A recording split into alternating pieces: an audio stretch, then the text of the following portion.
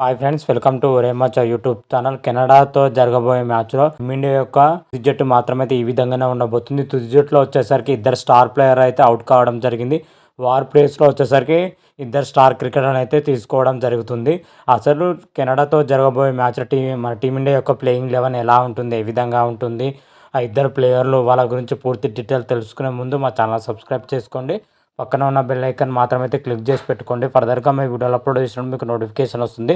T20 ప్రపంచ cup 2024లో team India వరుస విజయాలతోనైతే దూసుకొని పోతుంది. ఇప్పటి వరకు 3 మ్యాచ్లు ఆడిన టీమిండియా 3 మ్యాచ్ల్లోనే అద్భుతమైన విజయం అయితే సాధించడం జరిగింది. మొదటగా ఐర్లాండ్తో జరిగిన మ్యాచ్లో టీమిండియా వచ్చేసరికి 8 వికెట్లతో అద్భుతమైన విజయం సాధించింది. ఆ తర్వాత పాకిస్తాన్తో జరిగిన మ్యాచ్లో 6 పరుగుల తేడాతోనే అద్భుతమైన విజయం అయితే సాధించడం జరిగింది. అమెరికాతో జరిగిన మ్యాచ్లో వచ్చేసరికి టీమిండియా 7 వికెట్ల తేడాతోనే అద్భుతమైన విజయం సాధించింది. 3 మ్యాచ్లో టీమిండియా అటు బౌలింగ్లో కానీ ఇటు బ్యాటింగ్లో కానీ సమిష్టిగా రాణించడం అయితే గెలిచిందని చెప్పుకోవచ్చు. ముఖ్యంగా 3 మ్యాచ్లో గెలవడానికి ముఖ్యమైన అతిపెద్ద బలం అంటే బౌలింగ్ బలం అని చెప్పుకోవచ్చు.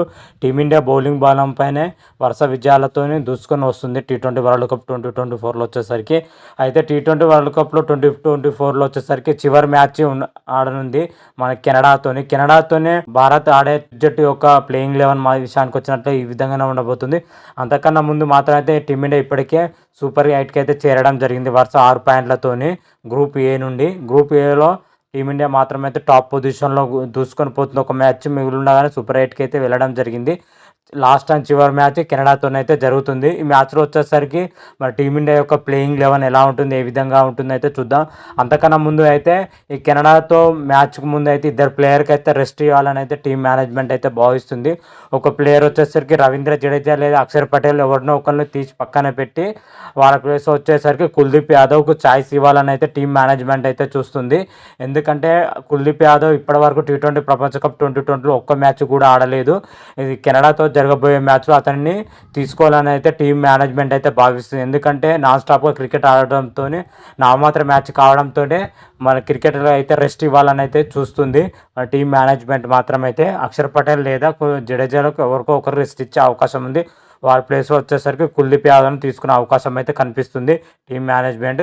అదేవిధంగా ఇంకో పొజిషన్ చూసుకుంటే రిషబ్ పంత్ను రెస్ట్ ఇచ్చి అతని ప్లేస్లో సంజు సామ్సన్ తీసుకునే అవకాశం కూడా కనిపిస్తుంది. రిషబ్ పంత్ వచ్చేసరికి నాన్ స్టాప్గా క్రికెట్ ఆడుతుండడంతో నామమాత్రం మ్యాచ్ కావడంతో ఈ మ్యాచ్లో రిషబ్ పంత్కి రెస్ట్ ఇచ్చి సంజు సామ్సన్కి అయితే జట్టులో చోటు కల్పించాలని అయితే మన టీం మేనేజ్మెంట్ అయితే భావిస్తున్నట్లయితే తెలుస్తుంది.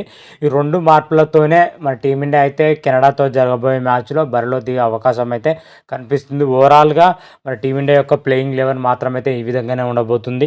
రోహిత్ శర్మ, విరాట్ కోహ్లీ, సంజు సామ్సన్, సూర్యకుమార్ యాదవ్, శివం దుబే, హార్దిక్ పాండ్యా, అక్షర్ పటేల్, కుల్దీప్ యాదవ్, హర్షదీప్ సింగ్, జస్ప్రీత్ బుమ్రా, మహమ్మద్ సిరాజ్లతో కూడిన ప్లేయింగ్ 11 అయితే కెనడాతో జరగబోయే మ్యాచ్లో పాల్గొనే అవకాశం అయితే కనిపిస్తుంది. అంటే 2 స్థానాలు మాత్రమే చేంజ్ అయ్యే అవకాశం అయితే కనిపిస్తుంది. రిషబ్ పంత్ ప్లేస్లో సంజు సామ్సన్, రవీంద్ర జడేజా ప్లేస్లో కుల్దీప్ యాదవ్ వచ్చే అవకాశం అయితే కనిపిస్తుంది. ఒకవేళ 2 చేంజ్లు చేయకపోతే యథావిధిగా గత 3 మ్యాచ్లో ఏ విధంగా ఆడుతున్న ప్లేయింగ్ 11 అదే విధంగా కొనసాగించే అవకాశం అయితే కనిపిస్తుంది టీం మేనేజ్మెంట్. ఓవరాల్గా చూసుకుంటే ఈ 2 ప్లేస్లో చేంజ్ అయ్యే అవకాశం అయితే ఎక్కువగానే కనిపిస్తుంది. మరి చూద్దాం. ఐర్లాండ్తో జరగబోయే మ్యాచ్ వచ్చేసరికి ఫ్లోరిడాలోని లాడర్ హిల్ స్టేడియంలో ఈ మ్యాచ్ అయితే జరగనుంది. మ్యాచ్ వచ్చేసరికి రాత్రి 8 గంటలకైతే ప్రారంభంగానుంది. మ్యాచ్ మాత్రం అయితే టీమిండియాకు నామమాత్రం మ్యాచ్ అనేది చెప్పుకోవచ్చు. ఎందుకంటే టీమిండియా ఇప్పటికే సూపర్ 8కి అయితే వెళ్ళడం జరిగింది. సూపర్ 8లో కూడా షెడ్యూల్ అయితే దాదాపు ఫిక్స్ చేసినట్లయితే తెలుస్తుంది. సూపర్ 8లో వచ్చేసరికి టీమిండియా 3 మ్యాచ్లు ఆడనుంది. 3 మ్యాచ్ ఒక మ్యాచ్ అయితే ఫిక్స్ అవ్వడం జరిగింది. ఆస్ట్రేలియాతోని జూన్ 24న అయితే ఆస్ట్రేలియాతో తలపడుతుంది భారత్. మాత్రం అయితే ఇంకా 2 ప్లేసుల కోసం 4 జట్లు అయితే పోటీ పడుతున్నాయి. ఇవాళ రేపో దానిపైన కూడా ఒక క్లారిటీ అయితే రానుంది. ఓవరాల్గా సూపర్ 8లో మా టీమిండియా ప్రదర్శన ఎలా ఉంటుంది, ఏ విధంగా ఉంటుంది, అదేవిధంగా కెనడాతో జరిగిన మ్యాచ్లో టీమిండియా ప్రదర్శన ఎలా ఉంది, ఏ విధంగా ఉంది మాత్రం అయితే నెక్స్ట్ వీడియోలో క్లియర్ కట్గా అయితే తెలుసుకుందాం. అంతవరకు మీకు ఈ వీడియో నచ్చినట్టయితే లైక్ చేయండి, షేర్ చేయండి. మరిన్ని వీడియోల కోసం మా ఛానల్ సబ్స్క్రైబ్ చేసుకోండి. పక్కన ఉన్న బెల్ ఐకాన్ మాత్రమైతే క్లిక్ చేసి పెట్టుకోండి.